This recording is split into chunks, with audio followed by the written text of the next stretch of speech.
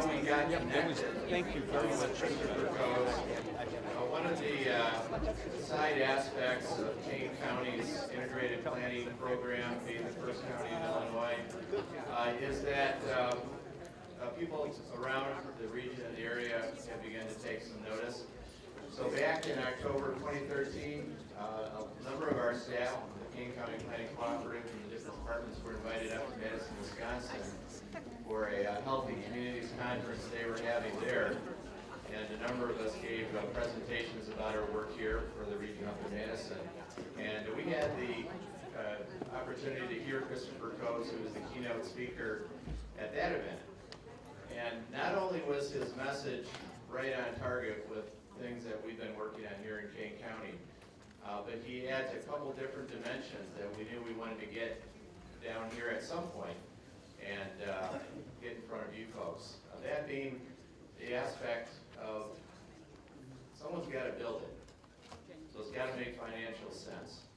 And then once it is built, someone's got to maintain it. So it needs to make fiscal sense for the communities that have these places built in their community.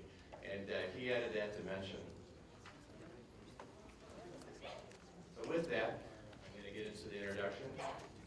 Christopher Coes is the director of Locus. It's a responsible real estate developers and investors, which is Smart Growth America's Developers Coalition.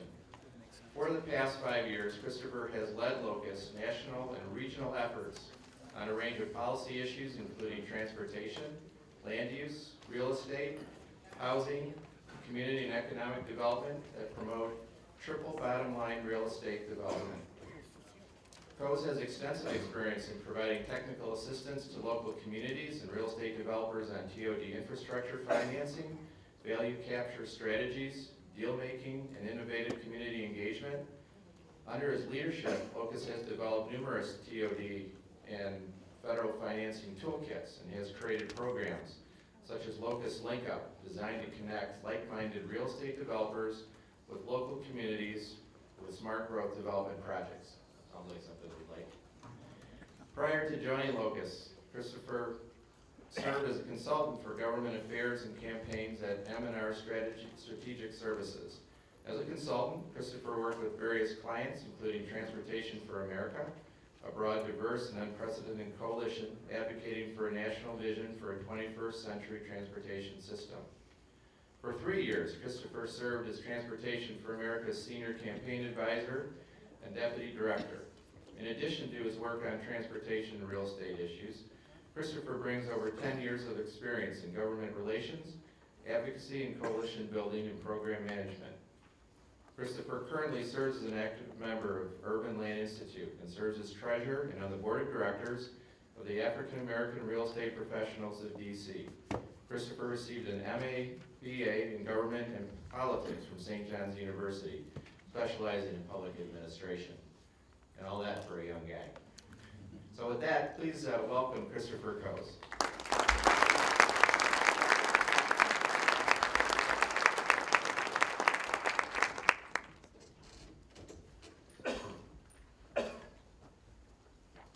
Good morning. Good morning. Oh, come on, guys. Good morning. Yeah. That's right. This has been a pleasure to come to Kane County. I had the opportunity to spend the past couple days with Mark as well as Carl and a few of you elected officials, and I will have to say, Kane County, you sure know how to make a person feel welcome. So thank you again. I had an opportunity to check out St. Charles downtown. I tell you, I really like this river front piece. I'm thinking about buying some places here now because there's a lot of opportunity along that corridor. So just FYI, I might be coming back fairly soon. But with that, I just want to say thank you again to Mark and to the host committee for inviting me. I think it's one of those things, I have to be very honest. Last time I came to Chicago, it was in the middle of January, 2 years ago, and I have to tell you, coming out of Midway was not a pretty picture. I only had like a light jacket on, and I made a vow that day that I would never come back to Chicago because it's way too cold. There's this thing called the lake effect. Like, I'm from South Georgia, for crying out loud. What's the lake effect? Other than there's fish spots, I don't get it. But moral story is that since I've been, as I said before, the past 48 hours has been quite delightful. The weather has been really good, so hopefully some of you have been taking the opportunity to play on some of your great luxurious golf courses that I've heard about. And more importantly, I've had the opportunity to see a lot of new, see your county very up close and personal. A lot of your new transit-oriented development sites that are coming out of the ground. Also, just talking to some of the residents last night at the bar and also on the street, there's a lot of energy. There's a lot of energy in King County and a lot of optimism about where you guys are going. So my only point of being here today is to tell you a couple of things. One, I'm just here to talk about what is happening nationally in the real estate market. And what does it mean for Metro Chicago, but specifically, what does it mean for many of you in the room today? And I just want to do a quick gut check. How many real estate developers and investors are in here right now? Raise, show your hands. Okay. Elected officials, I know we did this map, but I just want to confirm. Elected officials, show your hands. Okay. Those who are advocates, nonprofit organizations, raise your hands. All right. Health professionals. All right. Now, if I didn't skip you, it's not because I don't care about you, because I'm been told I have a limited amount of time to speak. But I want to talk today specifically on 3 key points. The market is changing from what we used to know.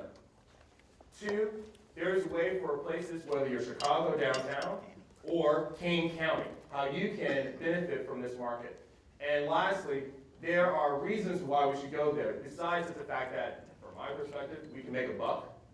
But the fact of the matter is, there are really major global issues, whether it's health, which we've been hearing about today, as well as physical. As I saw, quite a few of you are representing from the public sector. You all know too well how difficult it is to finance infrastructure. And the fact that when you look 10 to 15 years down the road, you're going to make some very serious decisions about where you're going to put some of your scarce dollars. And you want to make sure that you're going to get the best return on investment.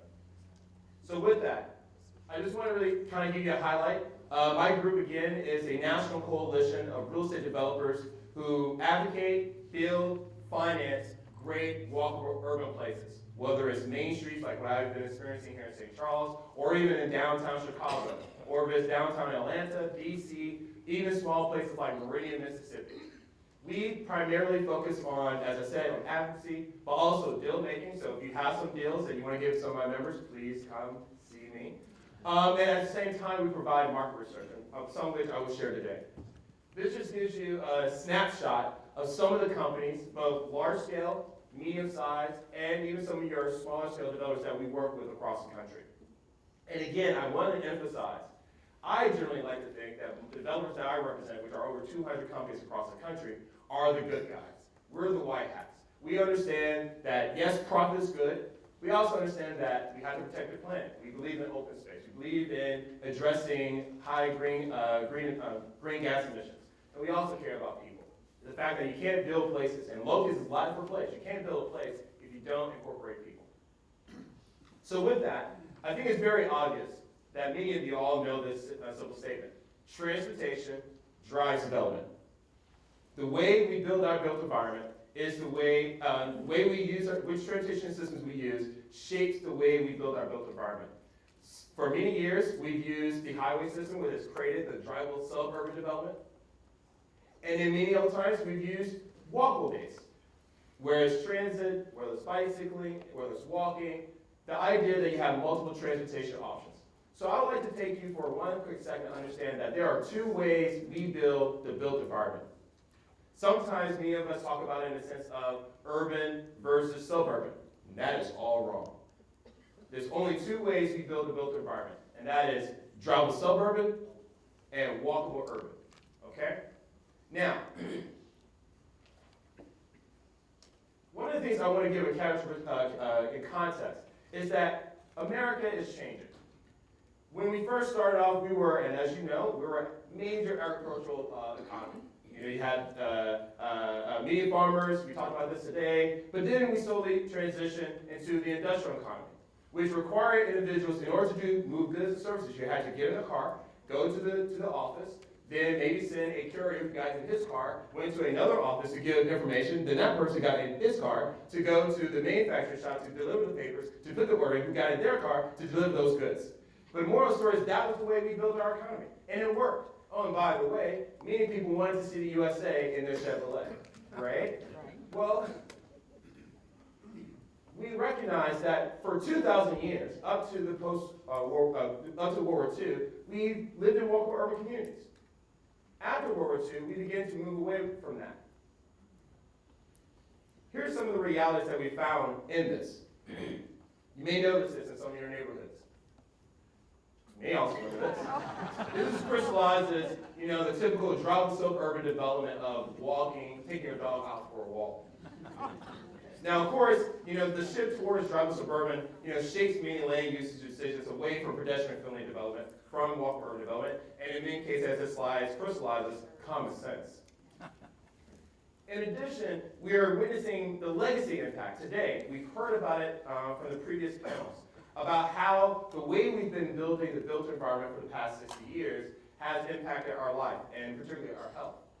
These are just a couple of slides to show that due to our current state of our built environment, we have seen major increases in obesity.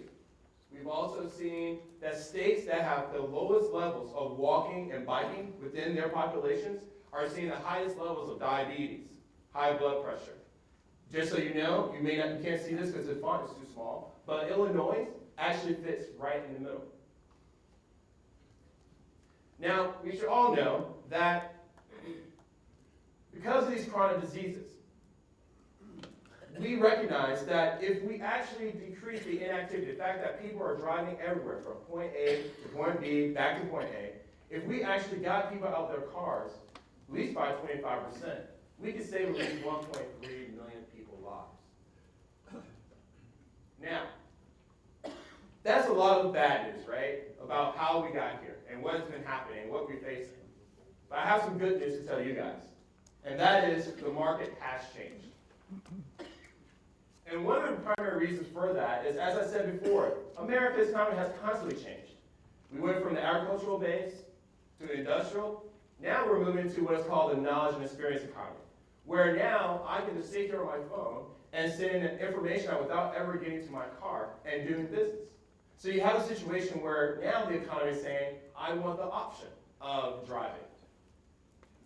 And technology has a major impact on that. So starting in 1990, we begin to see a shift. We start seeing a lot of conversations you hear. I had the opportunity to speak to your mayor of Batavia, also some of your public officials from St. Charles, and they told me how starting in early 1990s, they started seeing a comeback in their walkable urban main streets. They started seeing some of the vacant properties get filled in with coffee shops and new stores and so forth. And they started noticing how employers were coming in. Why is that? Does anyone know the answer to that? It's because of those darn kids, right? And one of the things I always like to share with people, particularly from the consumer preference side, is that Hollywood spends billions of dollars on research, understanding what you want, and TV is an obvious reflection of our own aspirations. Some of you may recall growing up on shows like I Love Lucy, which took yourself, Lucy, from the urban context to the drama suburban context. You remember that? Or Leave It to Beaver. Today, it shows like Friends, which is now a rerun. You got Scandal, which is a popular show now, all in this walkable urban context. Great, vibrant community. So again, Hollywood is showing us what the aspirations are. I also want to point out something that someone mentioned earlier before, and that is, if you talk to college students, individuals who are college educated, between the ages of 25 and 34, and it's something that my parents and my grandparents never did, but they picked the place first before they looked for a job. So if St. Charles is really cool, they have great walking trails, the nightlife seems great, I'll just move here and figure out something to do.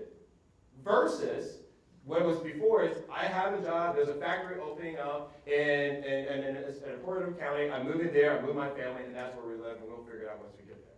So you have a whole new dynamic within the market where people are choosing quality of place, sense of place, before they actually look for a job. Now, there are other reasons for this. You have baby boomers. I know my parents like to remind me that they're not going anywhere anytime soon.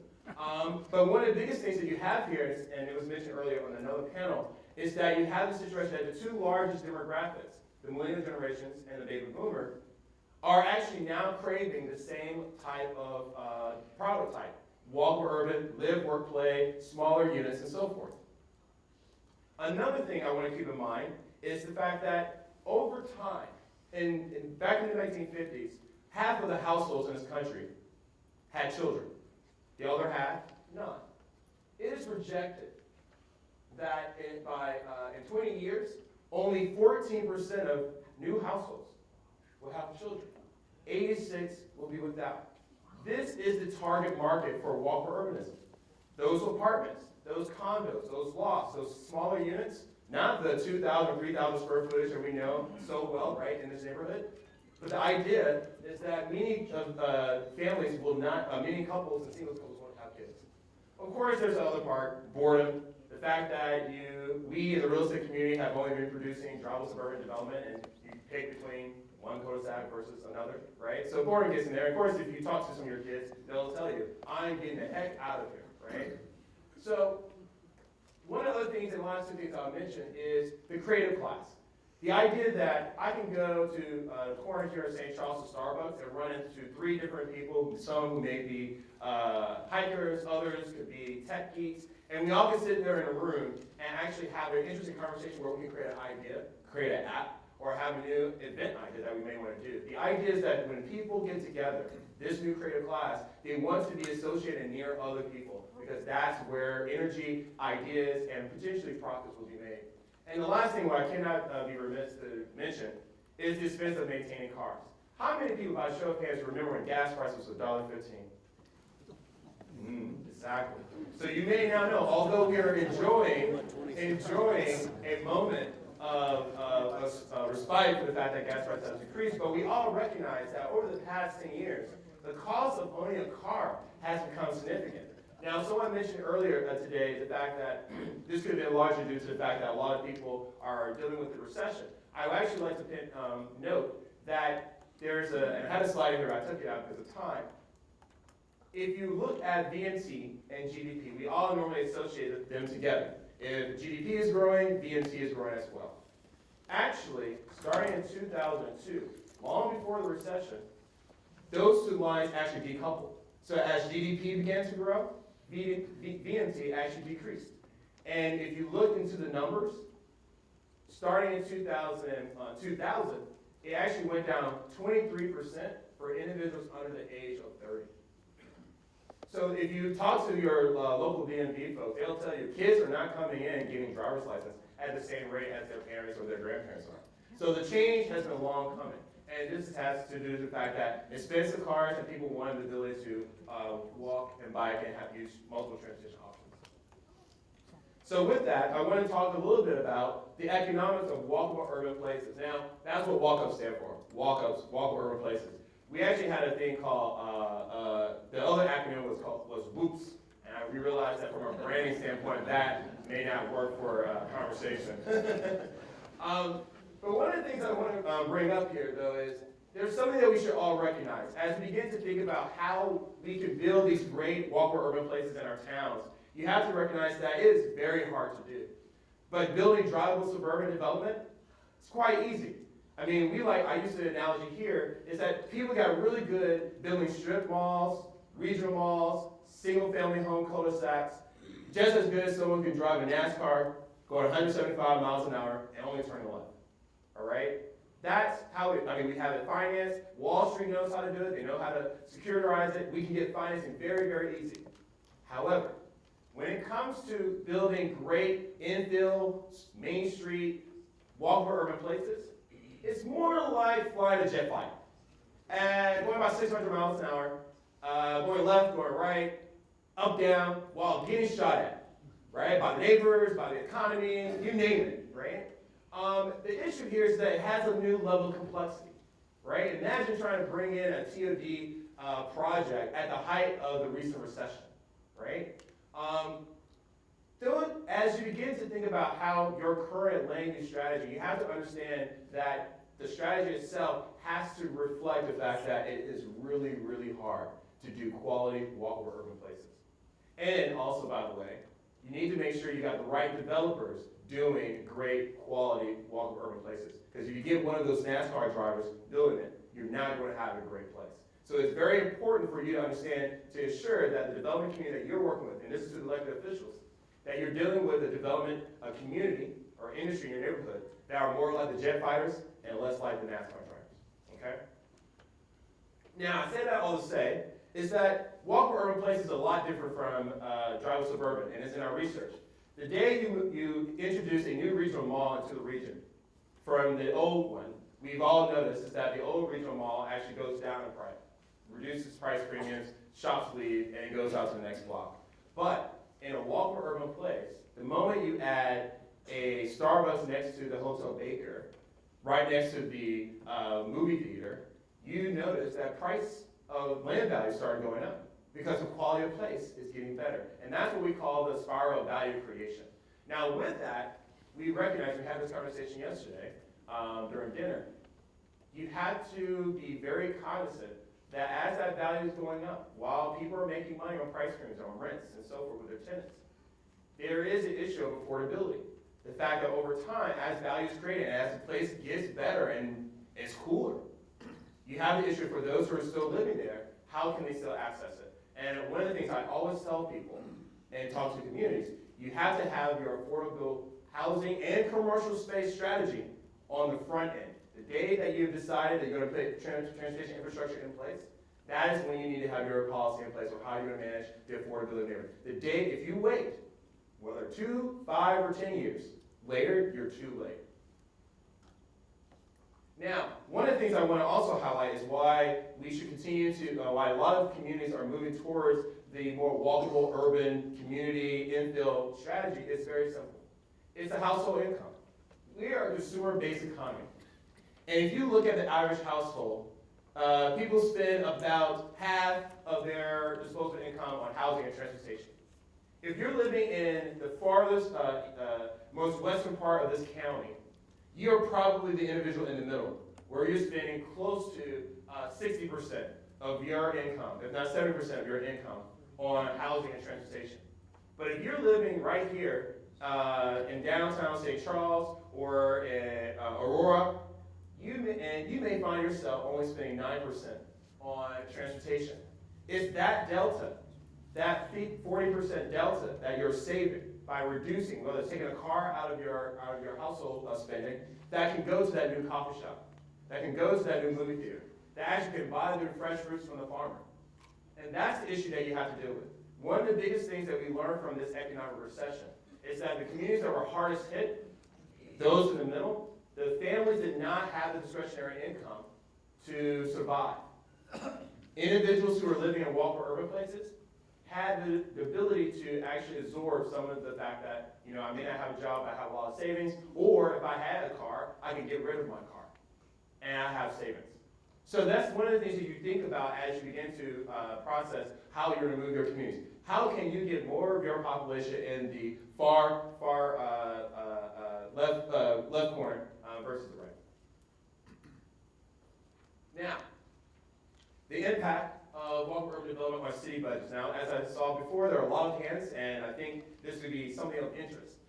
We've done some studies over the past couple of years, working with a lot of communities, who basically did a thing called scenario planning. By a show of hands, how many of you are familiar with scenario planning?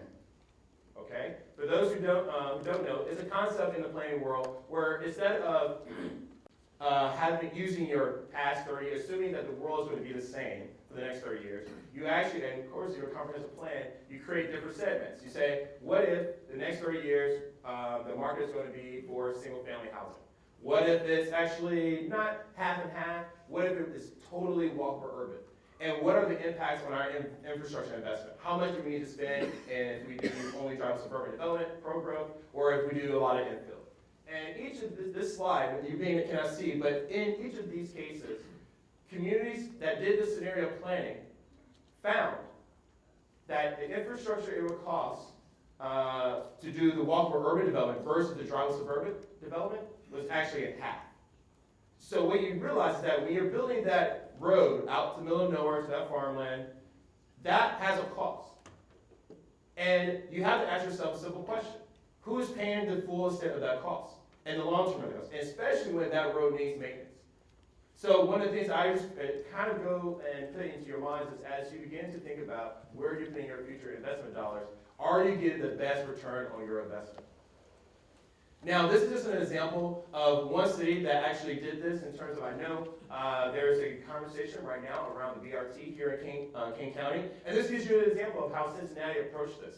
They wanted to do a pro-growth strategy. Now, there was a couple of options. They could do bus, but BRT, they could do a light rail, or they could do extend their highway. And as you can see here, it's very obvious the two categories that they are more likely to look towards. Look at.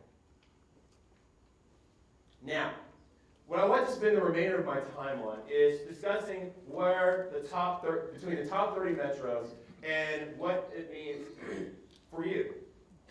In 2014, Locus, along with George Washington University, which is based in Washington, D.C., conducted a study because we recognized that walkable urban places were the new hot market. They were the fastest coming out of this recent real estate recession, and we wanted to have a better understanding. We wanted to know where they were, and from that, we wanted to know which metropolitan regions were doing the best in terms of capturing that market share of walkable urban places.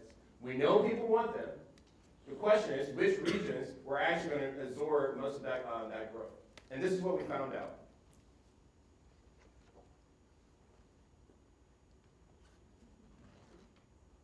All right. Perfect. So one of the things that we recognize is that, as I said before, we divided our definition of the built environment into two categories: walkable, urban, drivable, suburban. And within that, there are categories. So within the walkable urban category, there is the walk-up community, regional significance, and there is the neighborhood. And so I want to give you a definition, and then of course in drivable suburban, there's the edge cities, as well as bedroom communities. For the sake of our study, let me go back. One of the things we recognize is that within the walkable urban places, there were 6 categories. And some of these you may actually know. So there's your traditional downtown, there's your downtown adjacent, your urban commercial. So downtown Aurora, they fit that. But also we recognize that the other 3, maybe I should point this up, is urban town centers, your typical strip commercial redevelopment walk-ups, as well as your greenfield. So this is like more like Elburn, who has, I think, almost like 40 acres around that new commuter rail station. That's a perfect example of a greenfield walkable urban place. Now with that, we looked at specifically the regionally significant. And so I'm just going to define that for you so you can understand where we're going. So a walkable urban place that we found by definition had to have a walk score above 70. How many of you are familiar with the walk score? All right, good. For those who don't know, literally while I'm talking, go online, take your iPhone out, type in walkscore.com, type in your address, and it will give you a number between 0 and 100.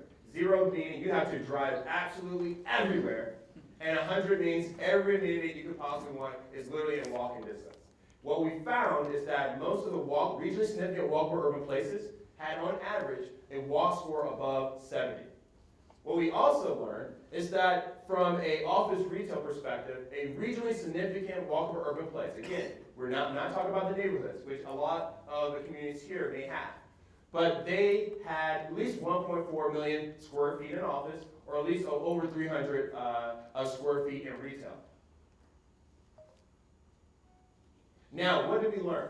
In this country today, in this real estate market, there are 558 walkable urban places in the country.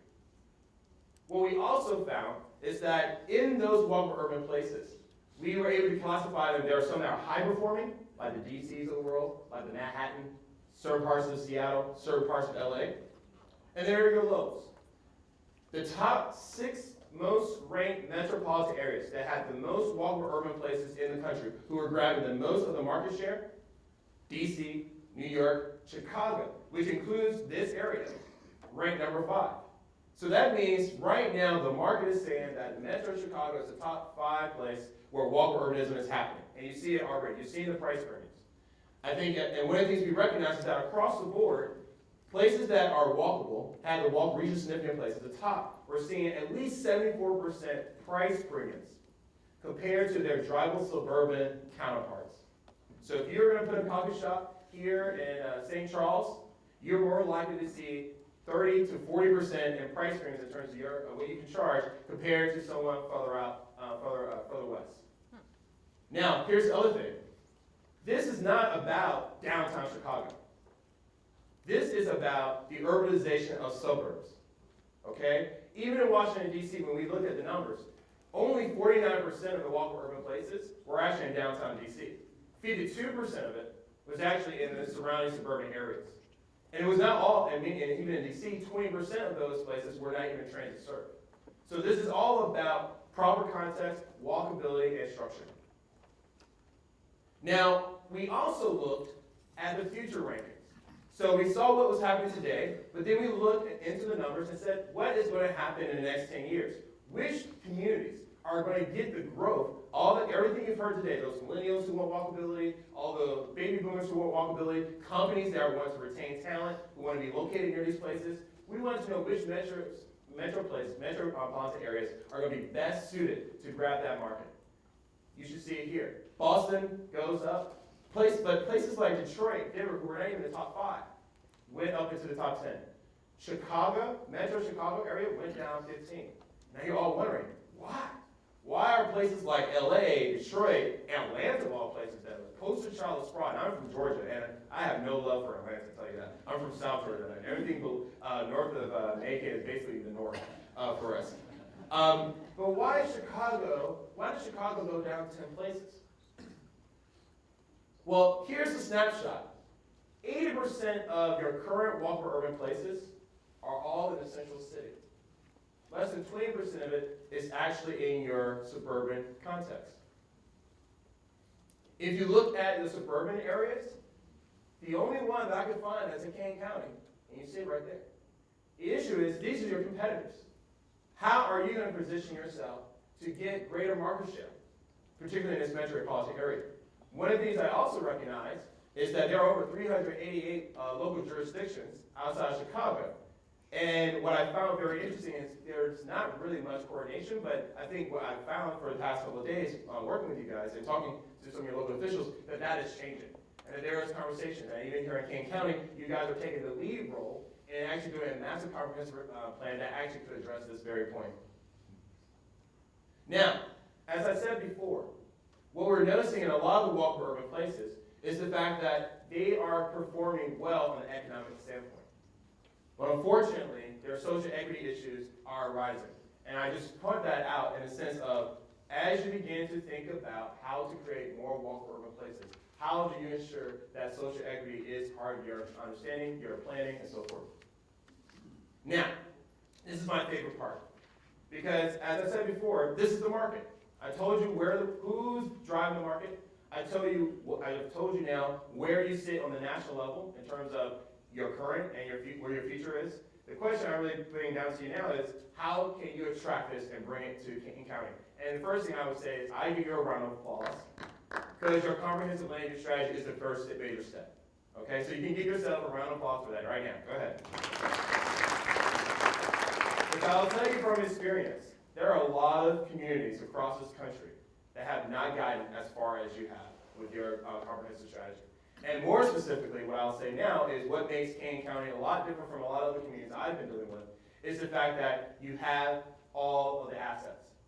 One of the things that is not being talked about right now in the fact that baby boomers and millennials all are craving this walkable urban demand, right? Living in downtowns, living in main streets.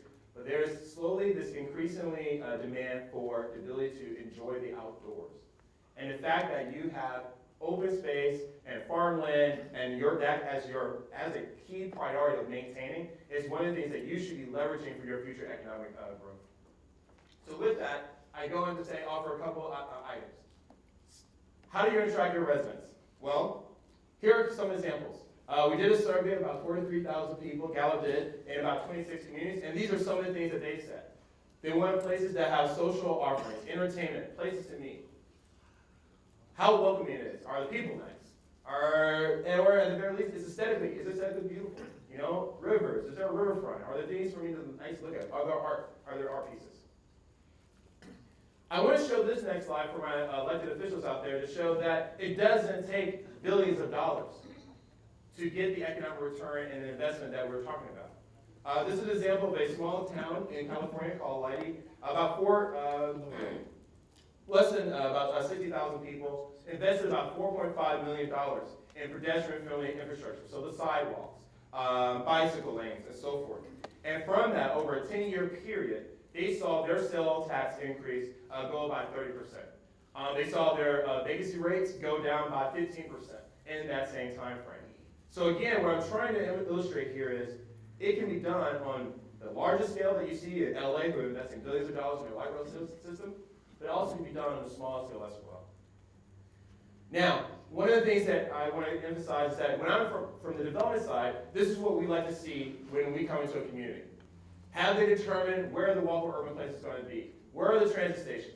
Is there zoning? Are you making it easy? Have you drawn the boundaries so we know where you're going to concentrate all your investments? Do you have a place-based strategy? One of the things that I've found for many communities that are really successful in bringing back economic revitalization through this strategy, they had a business improvement district or a Main Street corporation whose job was for 24 hours every day, making sure that that particular place was working. Clean, safe, had entertainment, all those things. They had a dedicated entity, whether it's on the private sector or the public sector, managing that. Also, how successful has the community converted those who are going to say, do not build that, to, yes, in my backyard? And I think I hear a lot of chuckles. You understand how serious that can be in terms of getting a lot of these projects off the ground.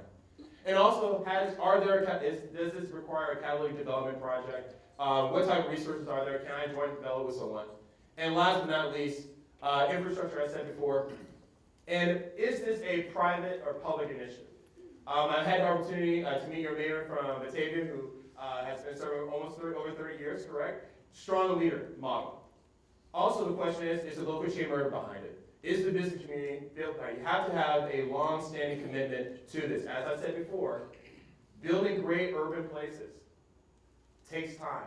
It's complicated, and you need strong leadership both on the public and the private sector. So I was told to give you guys a to-do list. So let me do that just now in closing. King County, you have a plan. You have at least 6 to 7 TOD locations across the region, in this region, that is primed to capture, even if Chicago doesn't do their job, but you can capture most of the urbanization and suburban development here. And here are some things that I would just like to say, leave you with as a to-do list. First, make the right thing easy. If you want density in your communities, make it easier for a developer to come in that town, reduce the brain drain, reduce the amount of time that it takes to get approvals, make it easier. Second, any town that has at least 10,000 people can have a viable, walkable urban place, a walkable urban downtown. So for all those communities out there who fit this mode, the question is, what are you doing? As I said before, there's 388 local jurisdictions and suburbs that have been fighting with one another, have not talked to one another. We got to get them on the same page. And Kane County, you can be a leader in that to ensure that Metro Chicago is a success story. Kane County, you have on average population of about 500,000. On average, that means you should have 6 regionally significant places in this region. You have one in downtown Aurora. The question is, where are the other 5 going to go? Accelerate your BRT line, because that is going to be the engine of your region. And I will tell you this, is that having driven down there, I can see the fact that there's a lot of potential. But the question really comes down how serious, how committed, and can you accelerate this project as quickly as possible to actually grab and give people options of dropping at least a car, or at the very least reduce their overall transportation expense. So with that, I thank you and I hope you've learned something today and look forward to the further conversations.